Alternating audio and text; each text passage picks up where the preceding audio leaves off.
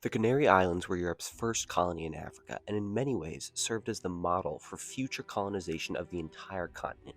So let's take a look at how it happened and what we can learn from it. Inhabited since 2000 BC, the Canary Islands had a pre-colonial population of almost 100,000 people and had a mainly agro-pastoral economy based around the seasons. As early as 1492, mostly Spaniards and Portuguese began raiding the island in search of slaves, decimating local populations and spreading disease.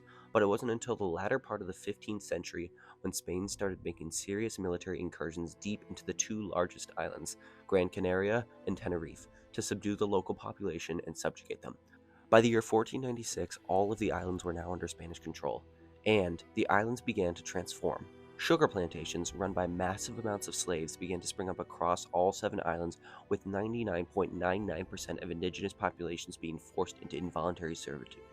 Conditions were harsh, and the death rate was high, so high that in the year 1513, 17 years after the final clans of indigenous Canaries surrendered, only 600 indigenous people remained. What happened to the Canary Islands was looked at by the rest of Europe as an example of what colonization could look like, and Europeans began to replicate this model in the newly discovered America as well as the rest of Africa.